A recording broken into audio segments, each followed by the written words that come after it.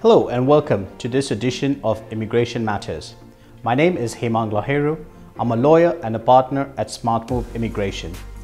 Today we're going to look at the difference between Innovator Visa and Startup Visa, particularly because there's a huge buzz when it comes to these topics and there's a lot of excitement in the space. You know, every second day we're listening about some tech company which has launched the biggest IPOs. We talk about the unicorns. We talk about, you know, the next big thing which is going to change the way we live and change the way we work. And there's a lot of excitement that goes into it. Now, with UK wanting to leverage this same excitement, they launched the Innovator Visa and the Startup Visa in March of 2019. The Innovator Visa replaced the Tier 1 Entrepreneur. Now, just a little bit of a recap. The Tier 1 Entrepreneur was a points-based system visa, which basically was for any person who could demonstrate business experience, show that they had access to £200,000, could speak English to a reasonable level, and had a viable business idea to be launched in the UK. And this could be in any domain. And they would have a shot at applying for and being granted a Tier 1 Entrepreneur Visa. For youngsters who are just getting out of colleges or finishing their courses, graduating from UK's higher education institutions, they had the Tier 1 Graduate Entrepreneur. Same kind of a premise as a Tier 1 Entrepreneur, but minus the commitment to invest. So a graduate entrepreneur could be fresh out of their university or college, could apply as a graduate entrepreneur with support from their college or university. However, in order to leverage the entrepreneurial spirit and to attract the best and the brightest talent, which could be the next big thing, UK decided to close down the Tier 1 Entrepreneur and the Graduate Entrepreneur and replaced it instead with the Innovator Visa and the Startup Visa. So what is the difference between both of these? Well, before we go into the differences, it's very important to understand the similarities on both of these. Both the Innovator and Startup Visa require that you have an idea which is innovative, which is viable, and more importantly, which is scalable. Now, the definition of innovation, the definition of viability or scalability could be subjective. To get around this, the Home Office has a list of endorsing bodies. For the Innovator Visa, there are about 55 odd endorsing bodies. If you wanted a list of the endorsing bodies, you can click in the description box to our blog, which actually lists every single one of the endorsing bodies approved by the Home Office. So what happens is the endorsing body, which is approved by the Home Office, will have a look at the business idea, will have a look at the concept, and will make an assessment to say that yes, this is innovative, yes, this is viable, yes, this is scalable, and more importantly, they will be willing to provide support to help to grow this idea, take it to the next level. So if you are somebody who's got business experience, and if you are somebody who's got that next big idea or think you have one, it's worth looking at the Innovator Visa. The benefit of an Innovator Visa would be that you have a pathway to accelerated settlement, but more on that later. It's kind of the icing on the cake when you get to that stage. Whilst we're still looking at the initial eligibility, both the Innovator and the Startup Visa will need an endorsement from an endorsing body who will evaluate the business idea on that parameter of innovation, of viability, of scalability. And if you check all those boxes and you make a strong case for it, the endorsing body will give you the endorsement. Now that's your first step in the two-stage process. Once you've had the endorsement, and if you're going down the Innovator Visa route, you'd also be required to show that you have at least £50,000 of money available to invest in your idea. If you're on the startup side of things, then you don't have those kind of a precondition. You just need a good idea and an ability to push that through. Once you have the endorsement, you're able to show the money for the innovator visa, you can then apply for what's known as entry clearance. An entry clearance application is typically completed online.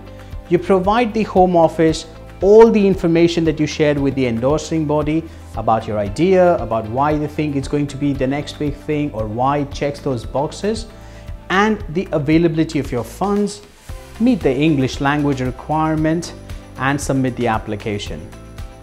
The Home Office will typically make a decision on your application in 4 to 6 weeks' time. And that's it. If you've got the endorsement, you can apply for the visa.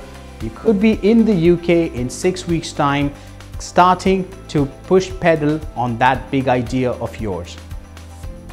If you want to apply for a startup visa, chances are you're already in the UK, finishing your course, whether it's at the bachelor's level or the master's level, and during that entire period, you've probably got together with a few of your friends at university and brainstormed an idea for that next startup.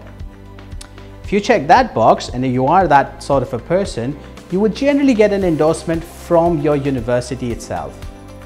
You could then look at making an application from within the UK on the startup visa route. Now, this is a great initiative to attract the best and the brightest talent. But what makes it particularly attractive from an individual's perspective is, if you're applying for an innovator visa, you could apply as an innovator team. Now, the previous Tier 1 entrepreneur had a cap. You could only have 2 people in an entrepreneurial team. But there's no such cap for the innovator visa. So if you're a startup and you've got a multiple number of people working together on that idea, you don't have to take out a lucky draw to pick one person to enter the UK. The entire team could apply as an innovator team. The only catch is each individual will have to show that they have £50,000 available to invest in that business. Now, I'm sure that that's not a problem for most of the tech startups or most of the individuals who are operating in this space. What happens once you enter the UK on the innovator visa is that you get an entry clearance for 3 years. Now, the conventional route is that you've entered the UK, you apply for an extension after 3 years, and then you settle at the end of 5 years, or you get permanent residence at the end of 5 years. The innovator visa, you have the ability to apply for an accelerated settlement at the end of 3 years itself. Yes, you could shave off 2 years from your settlement time period and look at applying to settle early. There are a few conditions that you have to meet. So the Home Office has listed about 7 odd conditions, and you're required to meet any 2 out of those 7. Now, what do those look like? Well, typically, the Home Office wants to know whether you've invested that £50,000 into your business, whether you've been able to generate £1 million in sales from your business opportunity, whether you've invested about £500,000 into research if your business requires it, or you could check the box for employment if you've generated either 10 or 5 full-time jobs at a different level. So, or if you have doubled your customer base from where you started off in this process. If you're able to meet any 2 of these criteria, you could look at applying for an accelerated settlement for the entire innovator team if you fancy. Another good part about the innovator visa is it also allows you to bring your dependents with you. Now, dependents are typically your spouse or your partner and children till the age of 18 who can apply with you to enter the UK when you apply for entry clearance yourself, or they could look at joining you later. So there's no cap to say that they have to apply at the same time. It's perfectly normal for them to join you later once you've settled into the UK. A dependent who joins the innovator applicant has permission to work as well. So it's not a question that, one person in the team is going to leave their career behind in their home country. They can enter the UK and they can very well pursue those opportunities. And with the option of an accelerated settlement, not only do your children enjoy education, which is free up till the age of 15, but if they get an early settlement, then the next step, which is pursuing their higher education in the UK, you could do that at the lower education rates offered to local student rates, which are a fraction of what an international student might pay for a course in the UK. And this is a fantastic opportunity, and we've seen a significant intake for the Innovator visas from all around the world. And we've seen businesses diverse from food to agriculture to industry to the regular suspects in the tech space.